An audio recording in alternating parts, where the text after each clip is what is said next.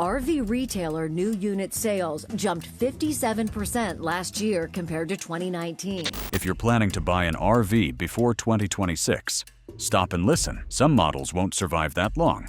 Manufacturers are quietly sunsetting systems, cutting supplier contracts, and leaving owners without support. The deals look tempting, but the risk is buried in fine print, labeled obsolete. So which rigs are doomed? Which ones are safe? And why are most buyers finding out only after their warranty runs out? Winnebago Mini Plus. Too smart for its own good. You can tell a lot about a company by the way it ends a product line. Winnebago didn't announce the death of the Mini Plus with a press release or a farewell video. They just stopped building it quietly mid-year 2024, while dealers were still promising buyers next season updates. It slipped off the assembly schedule like a vanishing file from a computer desktop. At first glance, nothing looks wrong. The Mini Plus is still sitting on dealer lots in every state. It's clean, modern, and reasonably sized. But beneath the paint sits a piece of technology that sealed its fate. The Intellitic Multiplex Control Board. That small black brain runs every light, every slide-out, every comfort system inside the coach. In March 2024, Intellitek issued its final production notice. No successor part number. Last shipment, March 31st. When that last crate left the warehouse, the Mini Plus effectively lost its heartbeat. Technicians across Indiana and Iowa posted photos of empty parts bins. One mechanic in Elkhart taped a handwritten tag that said, "To left, do not sell both." Each board now costs about $1,650 and that is before installation. Once those boards are gone, owners must rewire the entire system manually. A job that takes roughly 25 hours of labor and runs well past $4,000. That explains the sudden discounts. Back in early 2024, a new Mini Plus 29 RBH listed around $79,000. By autumn, some dealers were letting them go for $49,000 or even less. On paper, it looks like a bargain. In reality, it is a clearance for a product with no pulse. Buy one today, and you are buying a rig that will not be supported by factory electronics within 18 months.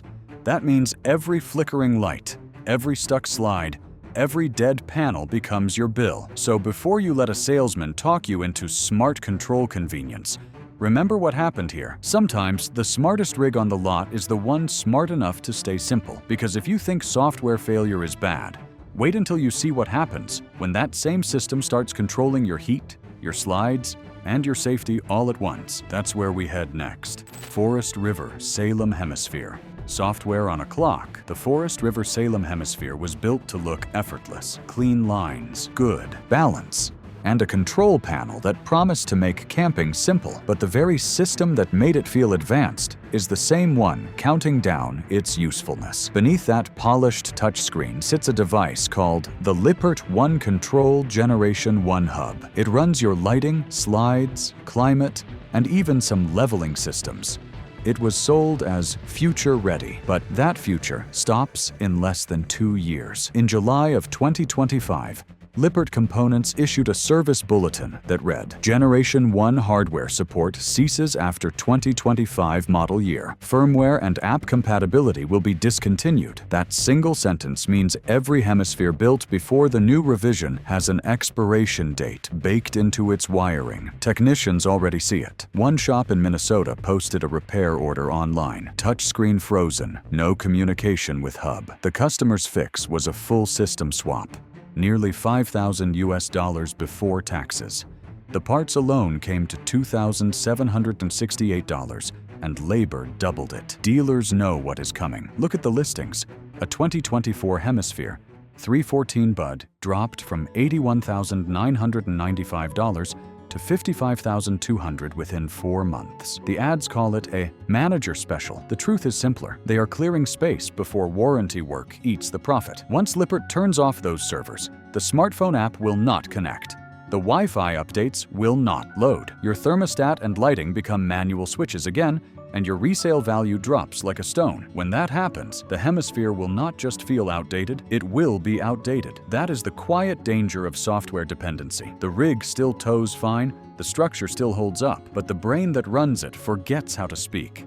If you already own one, the safest move is to back up every setting and keep your hub firmware frozen. Updates will only speed up the end, and if you are still shopping, ask yourself this: when the lights depend on a cloud server, who really owns your rig, you or the company that can shut it off from a desk 1,000 miles away? Because the next model proves that sometimes it is not the software failing, it is the metal beneath your feet.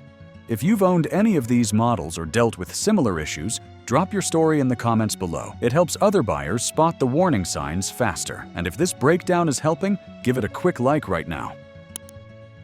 Keystone Passport Ultralight. Lightweight becomes liability. There was a time when the Keystone Passport Ultralight was every weekend warrior's dream. It promised freedom without the bulk, a travel trailer light enough to tow with a mid-size pickup, yet strong enough to handle long road miles.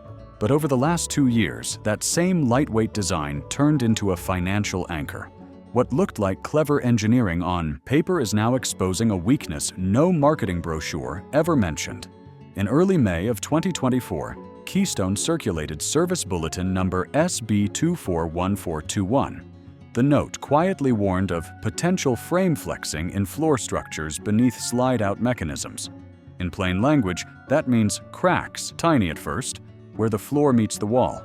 Over time, those cracks spread, twisting cabinetry, breaking seals, and letting water find its way in. Repairing that kind of structural damage is not patchwork, it is a tear down. Service centers estimate around $7,800 for the average fix, and that is assuming the main beams have not bent. Once that happens, insurance often refuses the claim, calling it wear and tear. The numbers tell the story better than any ad can. A clean 2023 Passport once sold retail around $32,000. Today, that same model runs through wholesale auctions at $19,400, according to the Mannheim market feed from late September.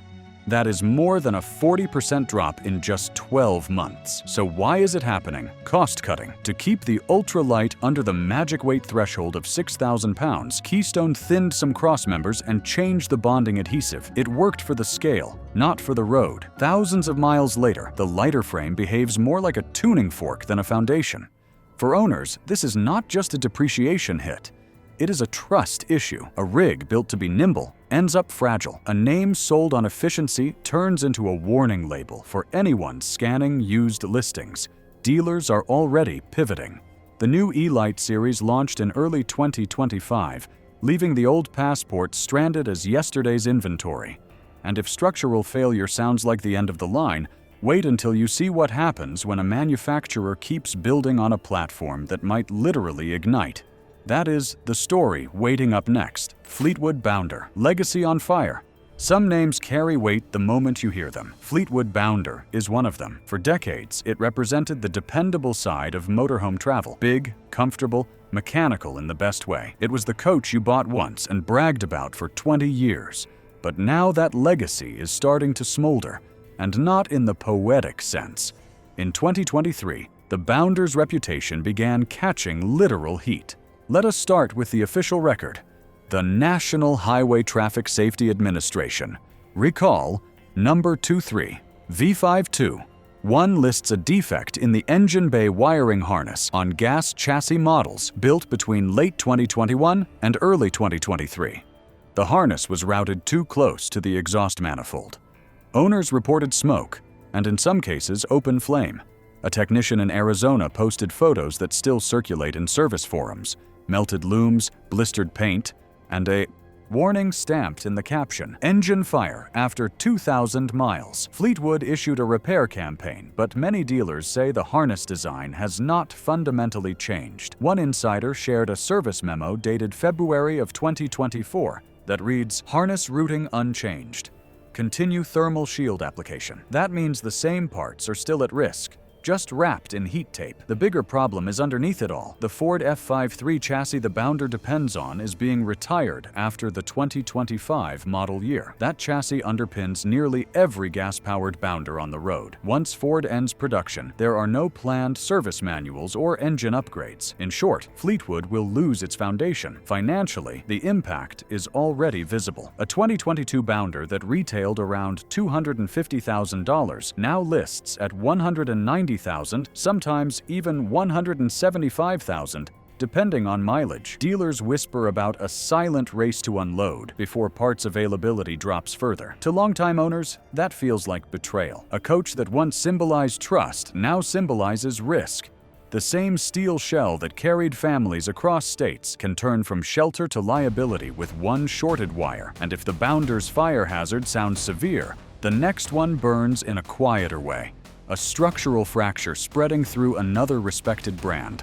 One that has buyers learning the hard way that built strong no longer means built to last.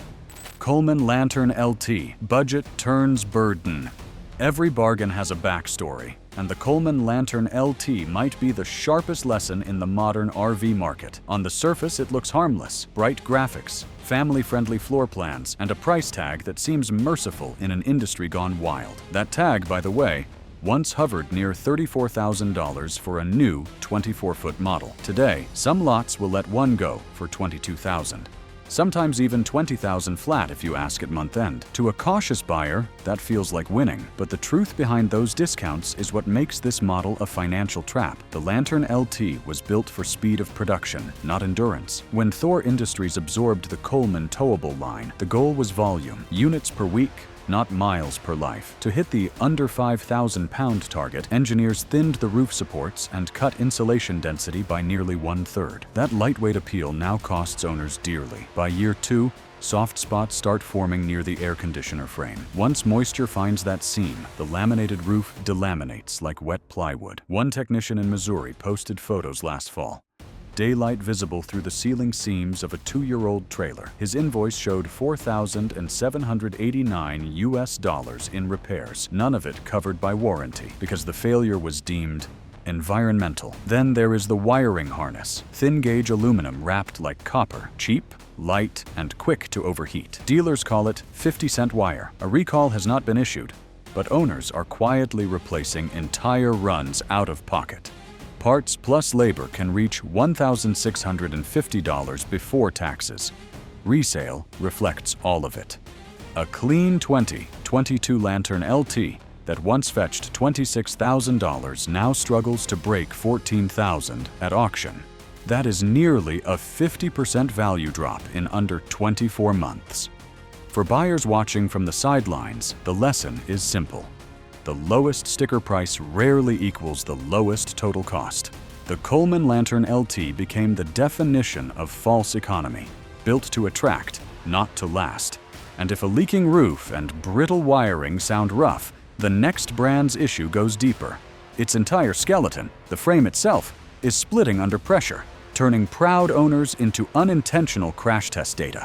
If staying ahead of dealer tricks and manufacturer secrets matters to you, hit that subscribe button before you forget. I break down the truth behind every deal they offer. So the next time, you'll know better before signing anything. Tiffin Allegro Open Road. Comfort comes at a cost. For years, the Tiffin Allegro Open Road stood as a symbol of craftsmanship and quiet confidence.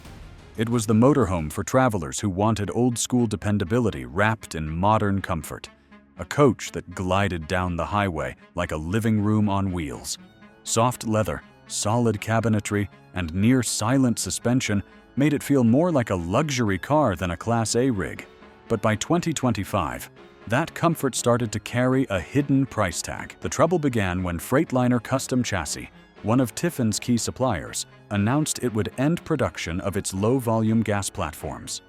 The memo landed in dealer inboxes in April of 2025 with the line no one wanted to read. Final production run Q2 2025. Behind that sentence lies the problem. Every open road built on that platform will soon be riding on an orphaned chassis. Once the supply of brake modules, control arms, and diagnostic tools dries up, owners will be left waiting months for replacements that may never arrive. Service centers are already feeling the strain. One repair order from Georgia showed a 6-week wait for a brake control module that used to ship in 3 days.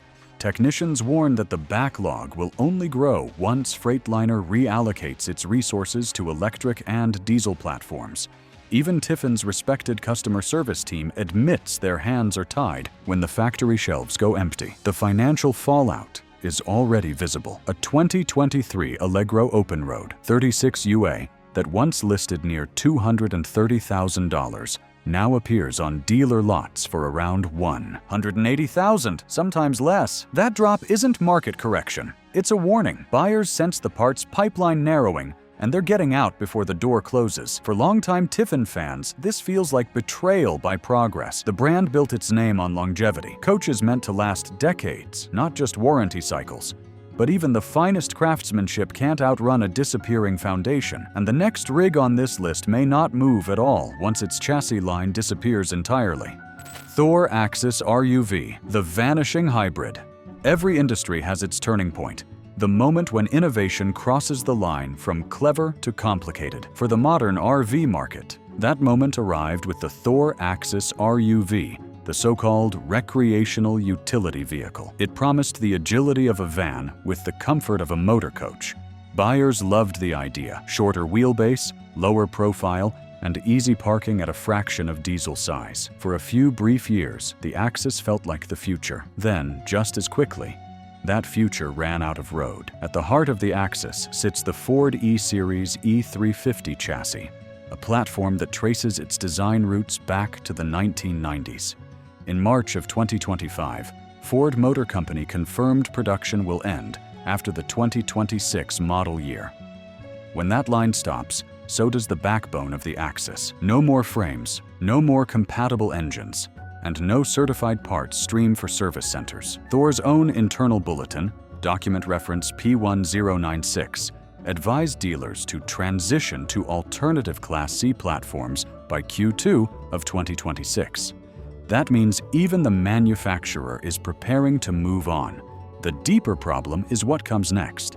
Without that chassis, owners face a cascade of compatibility issues, from suspension geometry to diagnostic access. Independent shops won't have the tooling, and factory-trained techs will shift to newer lines. What once made the Axis unique, its size and hybrid design, now isolates it from every upcoming service network. For your wallet, the numbers sting. A new 2024 Axis 24.1 sold near $149,000, now listed around $110,000 or even $98,000 flat. That's a 25% fall before the factory closes, while obsolete power gear modules and discontinued Ford data buses promise costly retrofits ahead. For owners, this is not just a dip in value, it is a slow disappearance. The Axis will still look sleek in a campground, but support will evaporate piece by piece. When a simple relay burns out in 2027, you may be told that part no longer exists. Innovation made it desirable. Supply reality made it temporary. The Thor Axis R-vee isn't dying from failure. It is being orphaned by progress. And that wraps it up. The R-vees you should not buy before 2026. If this breakdown helped you, hit that like button. It tells me to keep digging for the facts others skip. And don't forget to subscribe with notifications on, so you never miss the next deep dive into what's really happening in the R-vee world.